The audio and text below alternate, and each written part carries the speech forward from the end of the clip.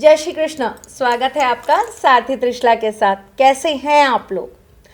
बहुत लोग बहुत परेशान कि भाई हमारी ज़िंदगी में घर बन जाए, बहुत बड़ी गाड़ी आ जाए या फिर हमारी ज़िंदगी में लग्जरी हो जाए। धन एक ऐसा अभाव है ज़िंदगी में कि जिसके भी आ जाता है, मान सम्मान सब ले जाता है। किसी एक शायर ने क्या खूब कहा है ये बात को कि भाई किसी दिन खाली जेब लेके बाज़ार में निकलना, रिश्तों की सही औकात समझ आ जाएगी। बिल्कुल सही है। आप बिना पैसे के, बिना आपके पास जेब में धन दौलत के अपने सगे रिश्तेदार भी ना मान देते हैं ना सम्मान देते हैं। बच्चे भी शायद हमारी वैल्यू नहीं करते। और तो और आए दिन जो मानसिक प्रताड़नाएं झेलनी पड़ती हैं सो अलग।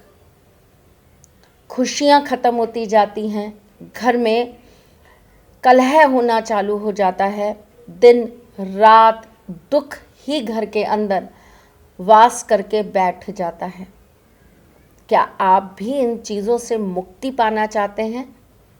खुश हो जाइए, क्योंकि अब आपकी एस्ट्रोलॉजर, जो कि वास्तुशास्त्री भी है, चेहरा भी देखती है, आवाज़ भी पढ़ती है और हाथों की लकीरें भी पढ़ लेती है, आपको एक अचूक उपाय बताने वाली है जिससे आप लक्ष्मी की प्राप्ति कर सकते हैं। लक्ष्मी प्राप्ति का ये एक फॉर्मूला आपकी ज़िंदगी में धन में वृद्धि करने का कार्य कर देता है। और देखिए, कुछ बहुत बड़ा करने के लिए फिर धन खर्च करना पड़ेगा, कुछ बहुत बड़ी पूजाओं के लिए फिर पंडित बैठाने पड़ेंगे, अनुष्ठान करना पड़ेगा। छोटा सा उपाय जिंदगी को बदल जाए, ऐसा उपाय आज हम करेंगे। करना क्या है? सबसे पहले तो आप कुछ चीज़ों के कनेक्शन को समझिए। माँ लक्ष्मी विष्णु जी की धर्म पत्नी है। माँ लक्ष्मी का सीधा संबंध है धन दौलत पैसा इन सब चीज़ों से। माँ लक्ष्मी का जो वार होता है वो होता है शुक्रवार। अब चूंकि किसी पत्नी को अगर खुश करना है तो उसको वो सारी चीज़ों का लालच देना पड़ता है जो उसके पति से रिलेटेड हो, है ना। अब आते हैं हम इस बात पे कि विष्णु जी को क्या प्रिय है। विष्णु जी को अत्यंत प्रिय है हल्दी, पीला रंग, पीताम्बरी है ना, वो पीला रंग उन्हें अत्यंत प्रिय है। अब जीवन में पैसा कब नहीं होता? जब या तो हमारी कुंडली के अंदर कुछ इस तरह का श्राप हो, या हमारी कुंडली के अंदर हमारा धन भाव प्रभावित हो, या हमें किसी की नज़र टोक लगी हो, पितृ दोष हो, वंश दोष हो, तो हमारे जीवन में धन का अभाव हो जाता है। पैसा आता है, पैसा चला जाता है, यानी कि दोबारा का संबंध हो जाता है। दोबारा तो एक बार दोबारा ये कार्य ज़रूर कर लेना जो मैं आज आपको बताने जा रही हूँ। जब भी आपको ऐसा लगे कि सारे उपाय सारे फॉर्मूले फेल हो गए हैं तो एक नया फॉर्मूला अपनी ज़िंदगी में अपना लो। हार कभी नहीं माननी। कोई रात ऐसी आई ही नहीं जिसकी समाप्ति ना हो। कोई ज़िंदगी के अंदर ऐसा दुख नहीं है जिसके पास सुख नहीं आया हो। कोई ऐसा सुख नहीं है जिसके बाद दुख ना आया हो। तो हर चीज़ आपस में को रिलेटेड होती है। हम अगर आज पैसों की तंगी झेल रहे हैं तो कुछ छोटे छोटे उपाय भी तो कर सकते हैं जिससे वो तंगी दूर हो जाए। क्या आज नया बताने जा रही हूँ? मैं तो आपको घरेलू उपाय ही बताती हूँ भाई। कोई बहुत लंबा चौड़ा नहीं बताती हूँ कि जिसके लिए आपको 10 लोगों के सामने वो उपाय करना पड़े, या घर के लोग आपको टोके, अरे ये पता नहीं क्या तंत्र मंत्र करने लगी है, पता नहीं ये किसको देखती है, पता नहीं ये किससे सीखती है तब ये कार्य करती है। नहीं, बहुत छोटी सी चीज़ जो मैं आज आपको बता रही हूँ। क्या करना है आपको? गुरुवार के दिन 1 गिलास पानी ले लीजिए, उसके अंदर चुटकी भर हल्दी डाल दीजिए। हल्दी श्री हरि विष्णु जी को अत्यंत प्रिय होती है। अब इस पानी को देखते हुए इस तरह से इस पानी को बिल्कुल अपनी आँखों के ऐसे सामने रखते हुए, और ये इतना ही नीचे होना चाहिए जितना मेरा ग्लास नीचे है, ठीक है। इसी तरीके से रखकर आप एक मंत्र का उच्चारण करेंगे। मंत्र क्या है? श्रीम श्रीम श्रीम महालक्ष्मी श्रीम श्रीम श्रीम। बस इतना सा मंत्र। इस मंत्र का जाप करके आप ये ग्लास का पानी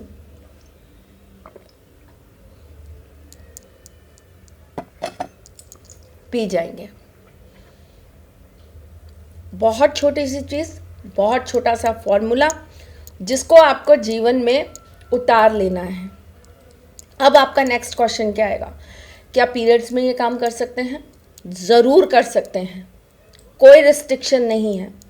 ये काम करने के लिए आपको ये भी नहीं देखना कि ये घर में होगा, कि ससुराल में होगा, कि मायके में होगा, कि मंदिर में होगा, कि ऑफिस में होगा। कहीं भी सिर्फ 2 चीज़ें आपके पास होनी चाहिए, चुटकी भर हल्दी और साथ में एक गिलास पानी। कब करना है? अच्छा होगा अगर आप ये काम शाम के वक्त 5 बजे से 6:30 बजे के बीच में कर ले। बेस्ट टाइम होता है माँ लक्ष्मी को प्रसन्न करने का। किस दिन करना है? शुक्रवार के दिन करना है। क्या इसको करते समय कुछ रिस्ट्रिक्शन रखना है? नहीं, कोई रिस्ट्रिक्शन नहीं रखना। इसको करने के लिए कौन सी दिशा में अपना चेहरा होना चाहिए? कोशिश करिए पूरब या फिर उत्तर में होना चाहिए। क्या जब हम ये कार्य करें तब हमें एकांत में ये कार्य करना चाहिए? हाँ, आपको ये कार्य एकांत में करना चाहिए। क्या हम ये कार्य ऐसी जगह पे कर सकते हैं जैसे कि बाथरूम में जाकर या कहीं? तो मेरा आंसर है नो, नहीं कर सकते हैं। आपको ये कार्य एक स्वच्छ जगह पर बैठकर ही करना पड़ेगा। हाँ, इतना ज़रूर है कि इस कार्य को करते समय आपको ये ध्यान में रखने की ज़रूरत है कि आप महालक्ष्मी को अच्छी से याद करें और उनका जाप सही से करें। क्या ये कार्य खड़े रह के करा जाता है या बैठकर? पहली बात तो यह है कि खड़े रहकर पानी कभी भी पिया नहीं जाता।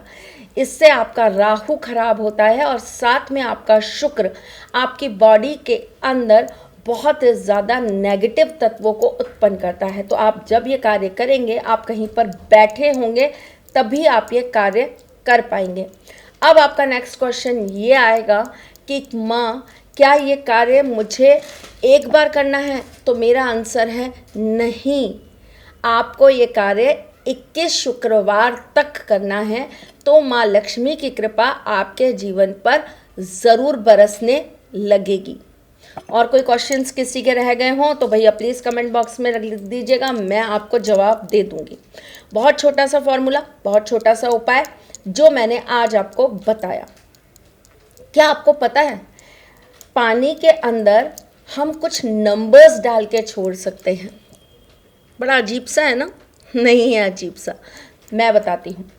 पानी के ग्लास में आप एक पेपर पर कोई नंबर लिखिए। नंबर कैसा होना चाहिए? जो पूर्ण नंबर हो।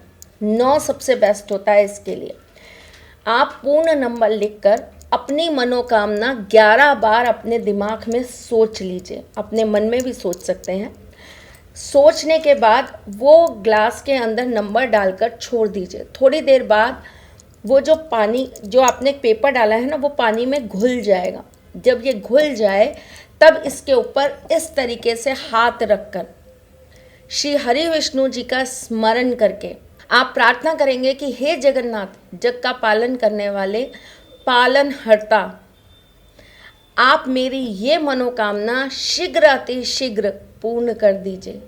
ऐसा बोलकर आपको ये ग्लास का पानी जो है ना, वो अपने सिर पे से पीछे की तरफ ढुला देना है। कोशिश करिएगा भाई कि आप ऐसी जगह पर बैठकर ये काम करें जहां आपके पीछे ये पानी ढुले, तो आपको उससे कोई दिक्कत या आने जाने वाले लोगों को उससे दिक्कत ना हो। आप किसी गार्डन में बैठ के ये काम कर सकते हैं, आप अपने घर के छत पे बैठ के काम कर सकते हैं, आप अपने घर की बालकनी में बैठ के काम कर सकते हैं, या फिर आप किसी पेड़ के नीचे बैठकर अगर ये कार्य करते हैं तो इसका रिजल्ट और तेज़ आता है। 2 पानी के अचूक उपाय बताए हैं, करिएगा। जो भी रिजल्ट आए मुझे बताइएगा ज़रूर। बहुत सारे लोगों के बहुत सारे मैसेजेस आते रहते हैं। किसी ने मुझसे एक सवाल पूछा कि माँ ये बताइए जीवन में दुख मिलता क्यों है। बहुत अच्छा क्वेश्चन है भाई, जीवन में दुख मिलता क्यों है। दुख की सबसे बड़ी जो जननी होती है वो होती है हमारे अंदर चल रही एक्सपेक्टेशंस। हम जिन चीज़ों को लेकर एक्सपेक्टेशंस करने लगते हैं वही चीज़ें एक दिन हमारे दुख का कारण बन जाती हैं। हम कहते हैं, हमें सुनने में बहुत अच्छा लगता है, हम कहानियाँ पढ़ते हैं, हम फिल्में देखते हैं, हम नाटक देखते हैं, उसके अंदर हमें पात्र वही पसंद आते हैं जो बहुत पॉजिटिव होते हैं। मैं बहुत ज़्यादा सीरियल्स देखती नहीं हूँ, लेकिन मुझे बहुत पहले का एक सीरियल याद है कि सास भी कभी बहू थी। हमें कौन पसंद आता था उसमें? वो बहू जो बहुत आज्ञाकारी थी, वो बहू जो अपनी सास के साथ बहुत अच्छी थी, वो बहू जो घर के हर एक सदस्य से बहुत प्यार करती थी और सबका सम्मान करती थी। उसके साथ कुछ भी गलत होता था तब भी वो अपने आप को सही साबित करने की कोशिश करती रहती थी।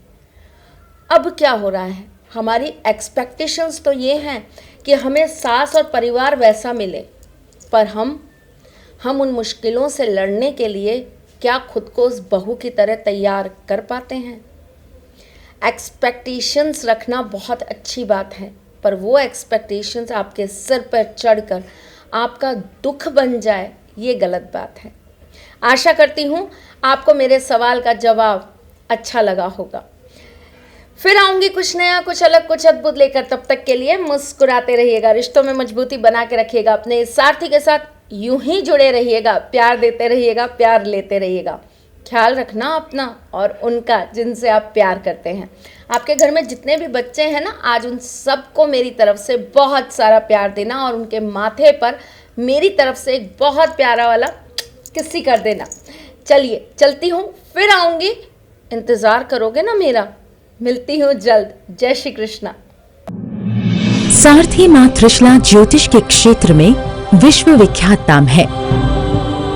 ज्योतिष शास्त्र में पीएचडी मां त्रिशला पिछले 22 वर्षों से ज्योतिष की सभी परंपरागत विधाओं के साथ साथ अनेक दुर्लभ गूढ़ विधाओं जैसे परछाई एवं लफ्ज के अध्ययन से अपनी सटीक भविष्यवाणी और पूर्वानुमान के लिए विख्यात हैं।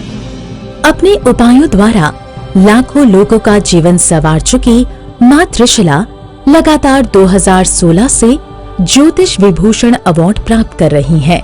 साल 2018 में उन्हें उत्तराखंड के मुख्यमंत्री त्रिवेंद्र सिंह रावत ने ज्योतिष विभूषण अवार्ड से सम्मानित किया था और साल 2016 में उन्हें राजस्थान में बेस्ट एस्ट्रोलॉजर के अवार्ड से नवाजा जा चुका है।